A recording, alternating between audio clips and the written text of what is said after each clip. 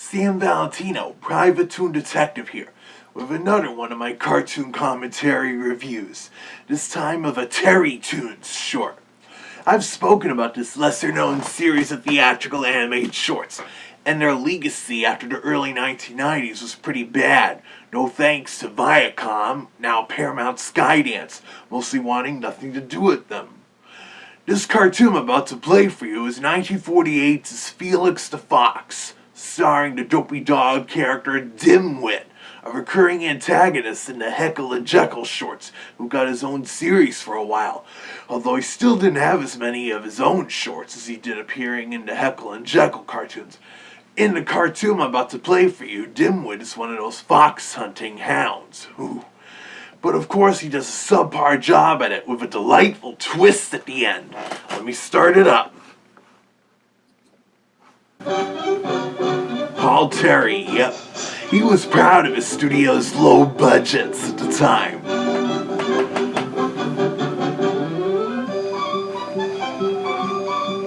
Yeah, they censored out the Technicolor reference.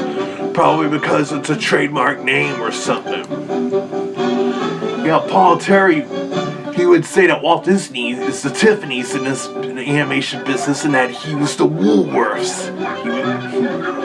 Hell, classic cartoon fox hopping. Small. They all look like Dimwit. But here's the real Dimwit.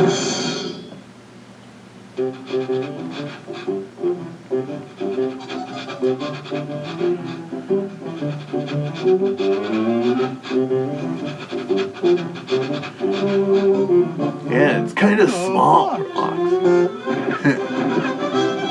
Those lower quality ricochet sound effects, likely sampled from the Major Records library, and that weird skidding to a halt sound.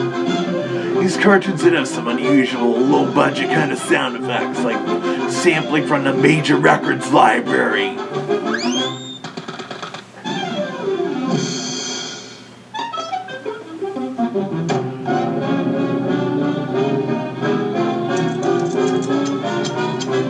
Well, that can't be good for the tree, cutting off all the bark.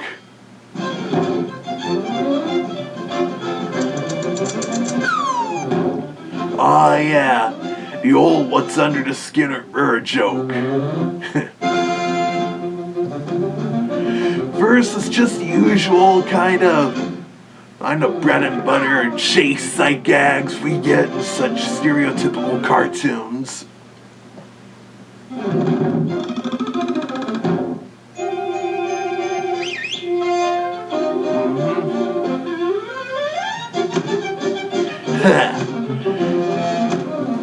Now it's kind of like a precursor to the door gag Benny Hill and Scooby-Doo later made famous.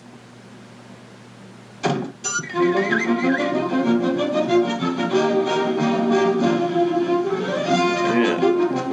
It's unusually small for a fox, who's supposedly an adult one. Oh, I know what this gag is.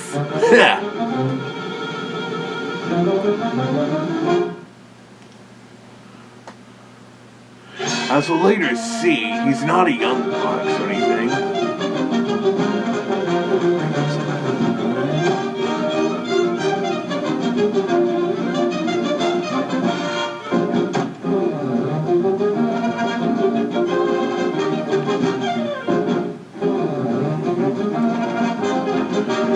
Yep, of course you gotta have something that you like with a fuse in these kinds of cartoons. A lot of these Terrytoons are animated kind of the same way, like from the late 1930s to the mid-1950s, prior to Paul Terry selling the studio to CBS.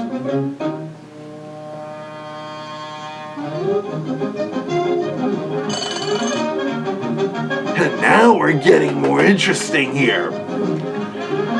We have Felix the Fox donning a Groucho Marx disguise. You'll find out why he did so in a bit. Shot like that would be perfect. We're popular with furries. That gives me an idea. Say, could you run me something to attract the fox? Ah, so you want to attract a fox. Well, there's nothing like being frank about it. On the other hand, Frank never attracted anybody. Maybe you better be married. That's not the real Groucho you're never hearing. married. It's Terrytoons voice regular Dayton Allen doing his signature spot-on Groucho Marx Who wants to be impression. Two-Face? Two-Face. Good mask Ah, pun. those eyes. Those lips. Predicting furry cross-dressers. Yeah, Dayton Allen did his Groucho impression in quite a few shorts. He could even fool me. On second thought, I think I'll fool him. Of course, it's that disguised dimwit wouldn't suspect that Felix the Fox knows otherwise, and now he can mess with her.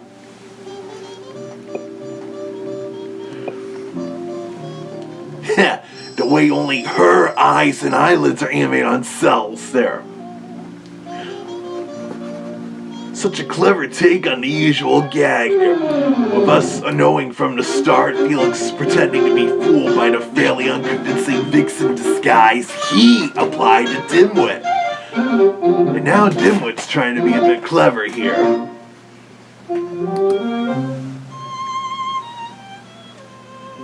Oh, my darling, you are so wonderful. Now we get Dayton Allen doing his Charles Boyer impression here for the old seducing in a French accent gambit.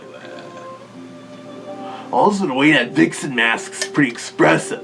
Something that wouldn't have been easily feasible in real life back in the 1940s, but were commonplace in cartoons.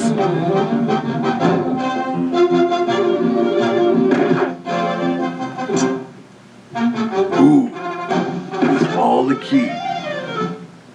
I fooled you this time. I'm no fox.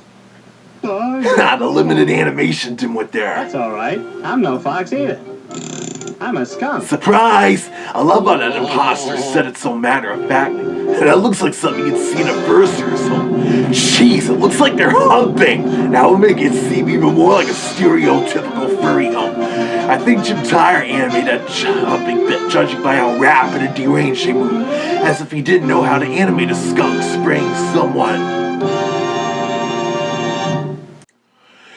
But there you have it. The Terrytoon Felix the Fox, only it wasn't an actual fox at all, but a skunk in disguise, which explains why he was unusually small for what appeared to be an adult male fox anyways. Also reminds you of what I've seen a few furries do.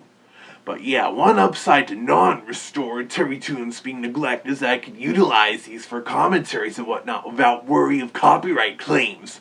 But I still don't want that to happen to the Looney Tunes and the old MGM cartoons and Hanna-Barbera's properties. Should Paramount-Skydance succeed in buying out Warner Brothers Discovery, they are already looking into actually selling off both the Nickelodeon and Cartoon Network related channels if the deal closes, to avoid such an illegal monopoly. But now, a group of states of America, including California and New York, are already preparing a lawsuit to block Paramount-Skydance's planned acquisition of Warner Brothers. Another factor of the whole monopoly threat is that it could badly affect movie theaters, giving them fewer films to choose from. Paramount-Skydance did claim to release 30 theatrical films a year if the deal closes, but that sounds like a lot of malarkey, given how evil those Ellisons are. And cinemas are already struggling as is ever since the COVID-19 pandemic. We're still in a dark age for Hollywood. But of course, you guys should keep watching this channel for any more of my findings on that or whatever me and my two friends here do here next.